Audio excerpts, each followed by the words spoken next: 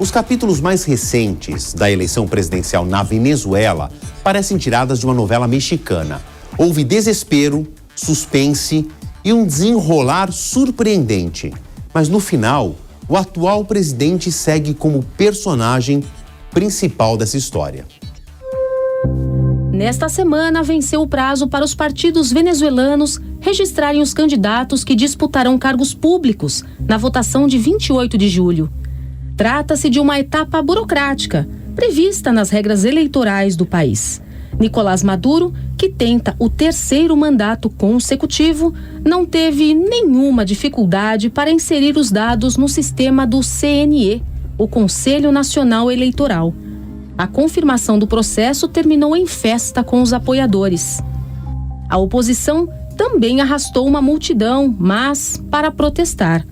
Os partidos rivais alegaram não conseguir acessar os servidores do Conselho Eleitoral.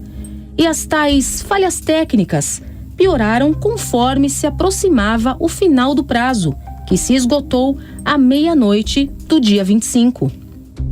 Corina Iores, por exemplo, ficou de fora.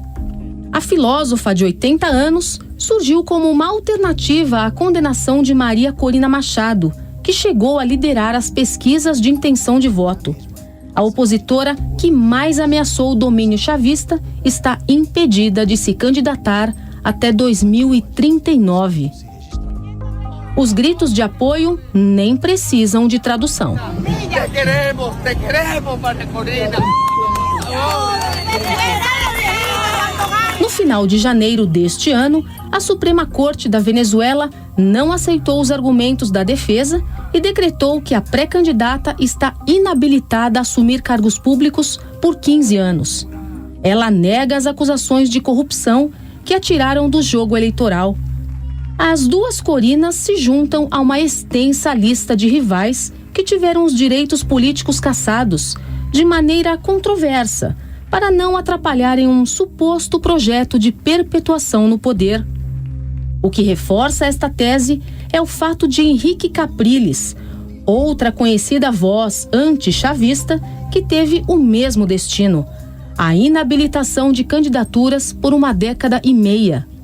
Um regime autoritário, no qual a democracia é estrangulada aos poucos, não é uma agressão apenas à classe política. A população também sofre sanções com o tempo, como explica a professora da Universidade Federal de São Paulo, Unifesp, Carolina Silva Pedroso, uma estudiosa de América Latina. Para quem está na ponta da sociedade, para quem está no dia a dia, essa é uma dificuldade que vai se mostrar cada vez mais evidente, sobretudo quando os serviços públicos começam a falhar.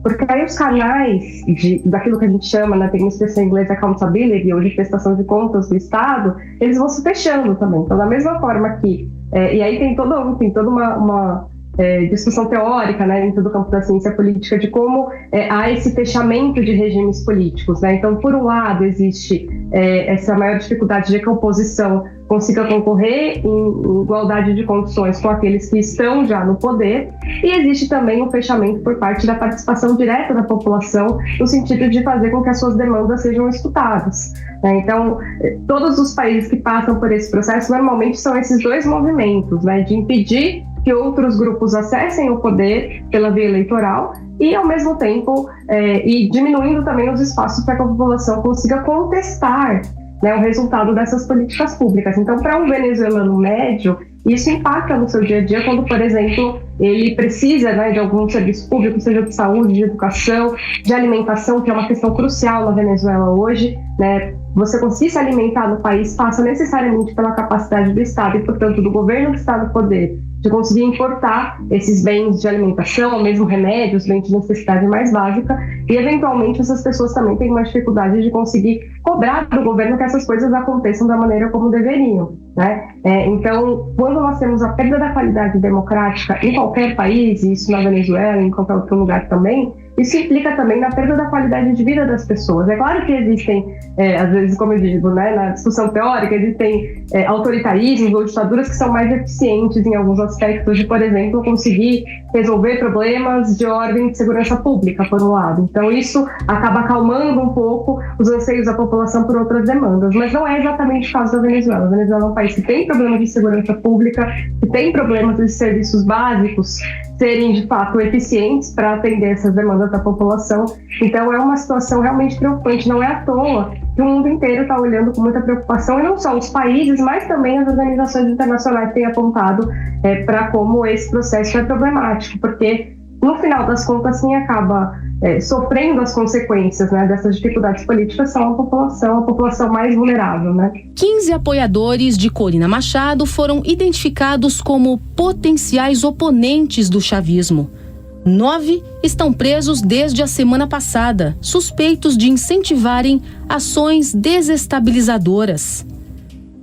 Os outros 6 da lista se abrigaram na Embaixada Argentina, na capital Caracas, com o consentimento do presidente Javier Milei, um crítico declarado do socialismo venezuelano.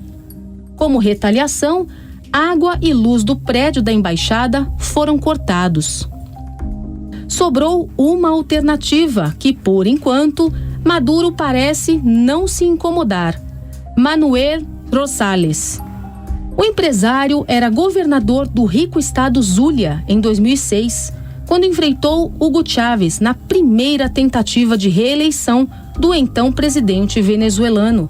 Derrotado, Rosales foi um dos primeiros a sentir o revés que o regime passaria a aplicar a quem ousasse desafiar a longevidade do governo central.